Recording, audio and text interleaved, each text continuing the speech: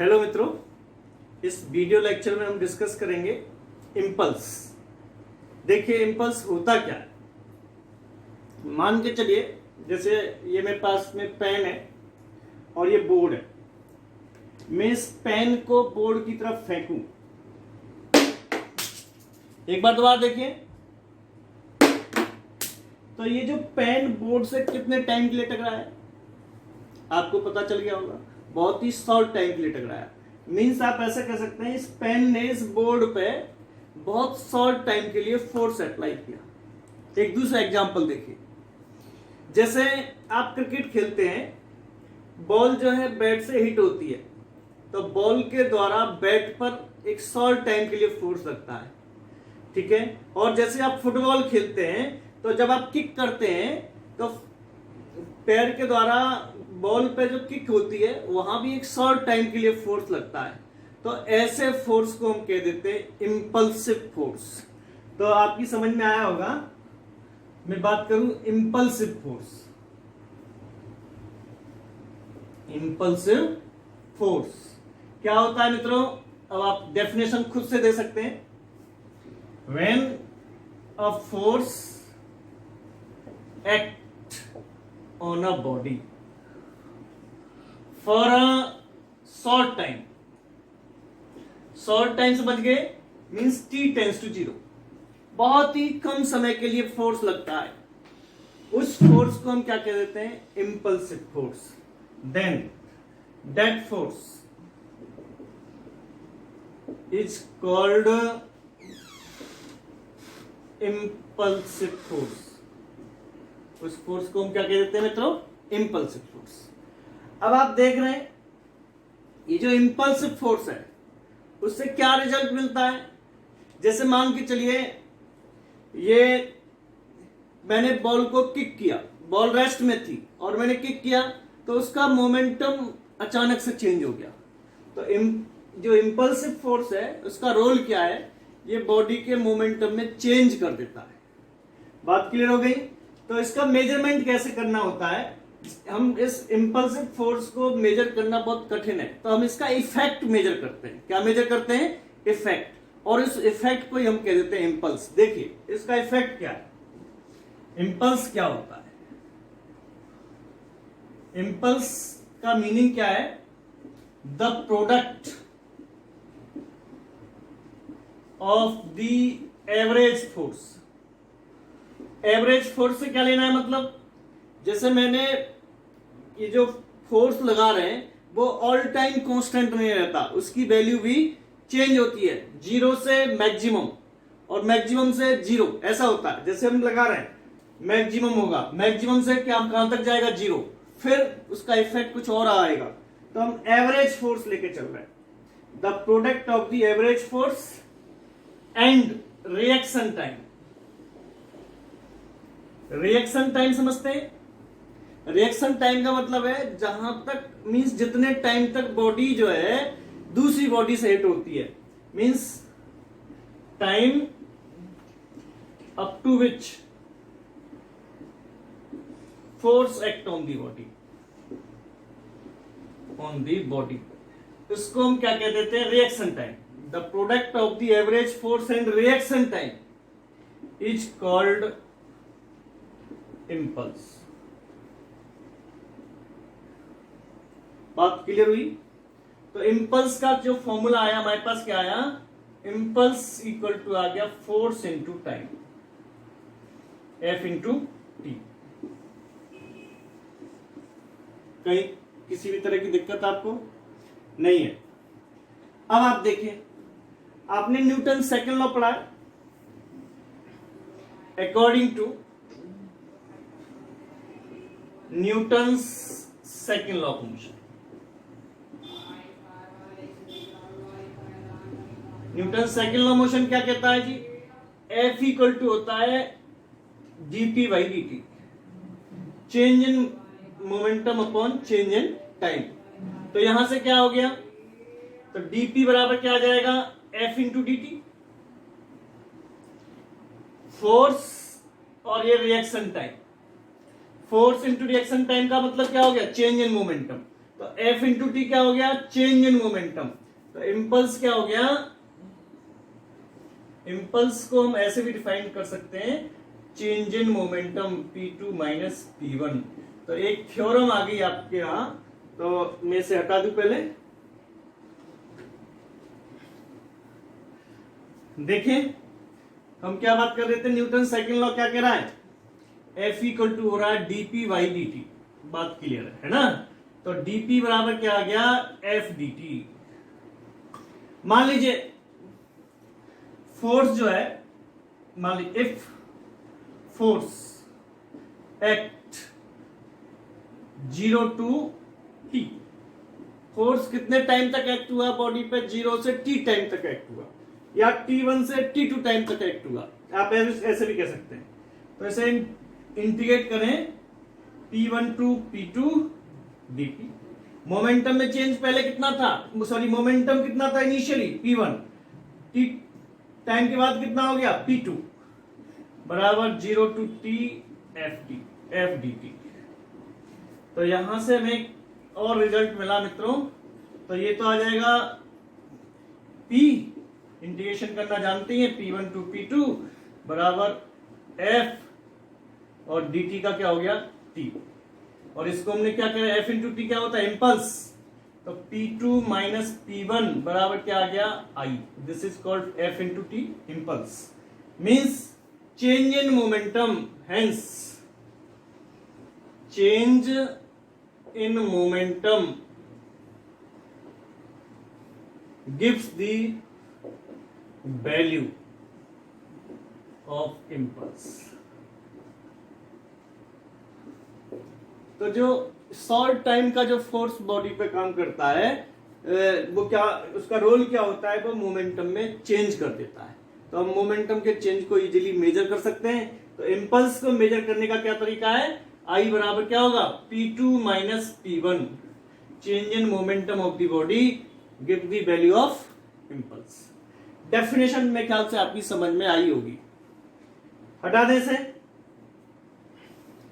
एक और चीज देखिए, बड़ा इंपॉर्टेंट है, ध्यान दें। मैं मान लीजिए एक ग्राफ खींच रहे हैं टाइम में और फोर्स के लिए।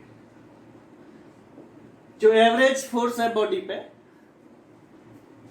वो मान लीजिए कांस्टेंट है, और ये T1 टाइम के लिए आ गया, यहां से यहां तक का टाइम कितना है T1, और जो फोर्स की वैल्यू थी कितनी थी, वो F1 थी, F1। तो इसका एरिया क्या होगा, एरिया ऑफ द ग्राफ क्या होगा, एरिया ऑफ द ग्राफ आ गया F1 T1। समझ में आया। अब ये F और T क्या होता है, इंपल्स होता है। तो मैं आपसे कहूं तो इंपल्स का मीनिंग क्या होता है, इंपल्स का मतलब क्या हुआ, इंपल्स बराबर हो गया area of the FT graph, area of the FT graph. अब मैं इस ग्राफ में थोड़ा सा चेंज करता हूं। मैंने फोर्स की वैल्यू को थोड़ा कम कर दिया और टाइम की वैल्यू को बढ़ा दिया। ये F2 फोर्स ले लिया और ये टाइम कितना ले लिया यहां पर T2, यहां से टाइम हो गया T2। लेकिन आप दोनों कर, ये मान लीजिए ग्राफ 1 है और ये ग्राफ 2 है। तो मैं दूसरे केस में क्या करूं, फॉर ग्राफ 2, फॉर 2 क्या देखेंगे, इंपल्स बराबर क्या हो जाएगा, इंपल्स I बराबर आ गया F2 T2, कोई दिक्कत नहीं। लेकिन अगर गलती से ये दोनों एरिया 1 और A का एरिया सेम हो जाए, इफ एरिया ऑफ 1 बराबर क्या हो जाए एरिया ऑफ 2, तो इसका मीनिंग क्या होगा, इन दोनों साइड का इंपल्स बराबर हो गया, तो F1 T1 बराबर क्या हो जाएगा F2 T2। तो इससे एक रिजल्ट क्या मिलता है, इसे मैं जो समझाने का प्रयास कर रहा हूं, मींस Ft इक्वल टू क्या आ गया, कांस्टेंट। मींस और देखिए Ft कांस्टेंट है, इसका मीनिंग क्या है, अगर मैं फोर्स की वैल्यू को कम कर रहा हूं तो टाइम को मुझे बढ़ाना पड़ेगा। अगर मुझे टाइम की वैल्यू को कम करना है तो फोर्स को बढ़ाना पड़ेगा। समझ में आ गया? मींस F इंटू टी क्या रहेगा? कांस्टेंट रहेगा। जो इफेक्ट है वो टाइम पे भी डिपेंड करता है। जो इंपल्स का इफेक्ट है वो किस पर डिपेंड कर रहा है? टाइम पर डिपेंड कर रहा है। और किस पर डिपेंड कर रहा है? फोर्स पर भी डिपेंड करता है। और दोनों का प्रोडक्ट क्या रहता है? कांस्टेंट। कुल मिला के समझ में आ गया होगा। तो एक रिजल्ट मिला हमें F1 T1 इक्वल टू क्या होता है? F2 T2। इसका एक बेस्ट एग्जांपल से समझने का प्रयास कीजिए। जैसे आप क्रिकेट खेलते हैं तो कैच लेते हैं, तो कैच करते टाइम पे अपने हाथों को आप पीछे की तरफ लेके जाते हैं, ऐसे यो। ऐसा क्यों करते हैं? क्योंकि आपने क्या किया? रिएक्शन टाइम को बढ़ाया। किसको बढ़ाया? रिएक्शन टाइम को, मींस टाइम को बढ़ाया। जब टाइम बढ़ाएंगे तो फोर्स का इफेक्ट क्या हो जाएगा? कम हो जाएगा। तो इसका मतलब क्या हुआ? आपने अपने हाथों को एक्सीडेंट होने से बचा लिया, फ्रैक्चर होने से बचा लिया। समझ में आ गया?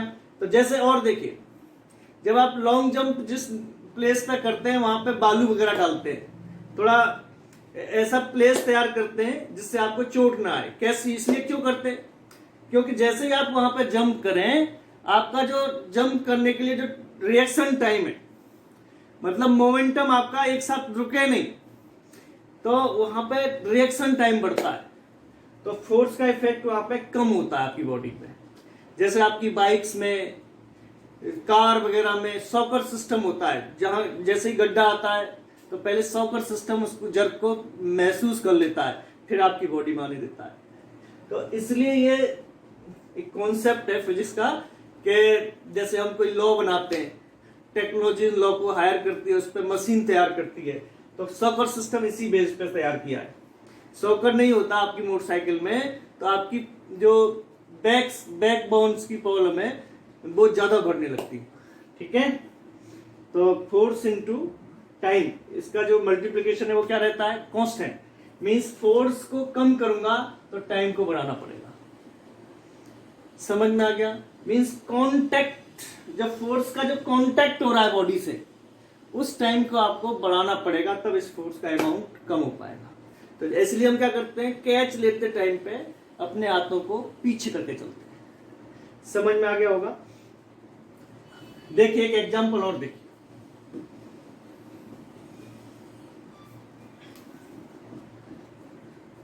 जैसे मित्र मान लीजिए एक बॉल है, ये इसका मास m है, स्पीड v है, ये बैट से टकराती है और टकराने के बाद सेम स्पीड से वापस आ जाती है। इसके मोमेंटम में कितना चेंज हुआ? एक बार तो देखिए, बॉल जो है जिसका मास कितना है, स्पीड कितनी है b, बैट से हिट हुई और जस्ट हिट होने के बाद सेम स्पीड से वापस आ गई, तो मोमेंटम में कितना चेंज हुआ? कैसे करेंगे भाई? इनिशियल मोमेंटम कितना है? इनिशियल मोमेंटम बराबर mv, फाइनल मोमेंटम बराबर भी आप कह सकते हैं mv। तो कई स्टूडेंट्स के दिमाग में आ रहा होगा चेंज इन मोमेंटम क्या हुआ? जीरो। नहीं, मोमेंटम एक वेक्टर क्वांटिटी है। इनिशियल मोमेंटम की डायरेक्शन ऐसे थी, फाइनल मोमेंटम की डायरेक्शन ऐसे है, तो डायरेक्शन चेंज हुई कि नहीं हुई? तो चेंज इन मोमेंटम कैसे निकालेंगे? चेंज इन मोमेंटम बराबर होता है p2 vector minus p1 vector. Vector भी साथ में आता है, डायरेक्शन साथ में आती है, तो आप क्या कह सकते हैं? mu mb minus opposite direction mb, तो कितना हो गया? 2mb। तो मोमेंटम के मैग्नीट्यूड में कितना चेंज हुआ? 2mb, इतना चेंज आ गया। समझ में आ गया? और एक आध क्वेश्चन ऐसे भी मिलेगा आपको, जैसे ये चीज दीवार है और एक बॉल आ रही है, इस दीवार से हिट होती है, मान लीजिए थीटा एंगल के साथ हिट होती है। बॉल का मास m है, बॉल की स्पीड कितनी थी? v थी, और फिर इसी एंगल से वापस चली जाती है। सेम स्पीड से। चेंज इन मोमेंटम कितना हुआ, मोमेंटम में चेंज कितना हुआ, तो बड़े आराम से आप कर सकते हैं। अब लेकिन यहां इस वाले केस में तो क्या था, जस्ट अपोजिट थी, लेकिन यहां पे एंगल से आ रही। तो हमने और आपने वेक्टर्स को बहुत अच्छी तरह से पढ़ रखा है।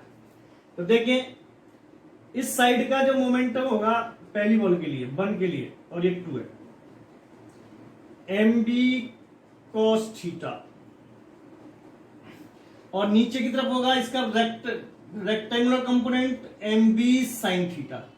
अब आप कह सकते हैं जी कॉस यहां पे क्यों लिया आपने, हमने बहुत अच्छी तरह से बता रखा था जिस लाइन के साथ थीटा मैच करता है वो कॉस का कंपोनेंट होता है, दूसरा वाला साइन का कंपोनेंट होता है। ऐसे इसको देखिए, ये मोमेंटम इस साइड है, ये ऐसे, तो इसका जो कॉस का कंपोनेंट इस साइड आएगा एम बी कॉस थीटा, और ये नीचे की तरफ आएगा एम बी साइन थीटा।